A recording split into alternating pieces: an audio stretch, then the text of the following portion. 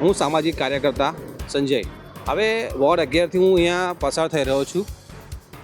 મંદિર છે ત્યાં આગળ, નંદાલય મંદિર ત્યાં આગળ બાજુમાં એક બિલ્ડર દ્વારા અને તેમના એક કોર્પોરેટર છે, એ વોર્ડ 9ના છે.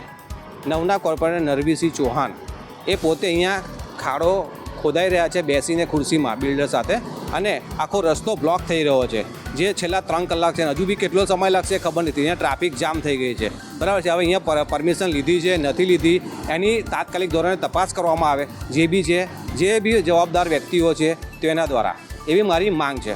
સ્લીપ છે તો પછી રસ્તો બંધ આપણે જે એક સામાજિક કાર્ય કરવું હોય, બરાબર છે, તો આપણે એની પરમિશન લઈએ જ છે, કોઈ બી નાગરિક, સામાન્ય નાગરિક, બરાબર છે. તો આ તો છેલ્લા 3 કલાકથી રસ્તો બંધ છે, તો ટ્રાફિકની રિલેટેડ બી કોઈ એમને પરમિશન લીધી છે કે નહીં એની પણ તપાસ થવી જોઈએ.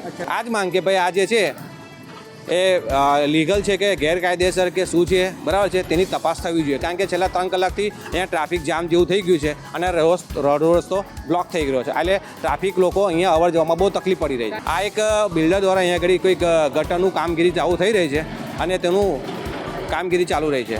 હા, એટલે એ લોકોએ વાતચીત કરી તો કે એવું કહે છે કે મારા જે બિલ્ડર છે અને જે છે બીજા ભાઈ એમના દ્વારા કંઈક પરમિશન લેવાય છે, મને ખબર નથી. એટલે મારે એવું કહે છે પરમિશન લેવાય તો સારી વસ્તુ છે, પણ નથી લેવાય અને જો ખાલી આ ગટરની જ લેવાય હોય અને ટ્રાફિક જે સમસ્યા થાય છે એની નથી લીધી તો આ તપાસ કોની છે? આ જવાબદાર વ્યક્તિઓ દ્વારા તેની તપાસ કરવામાં આવે.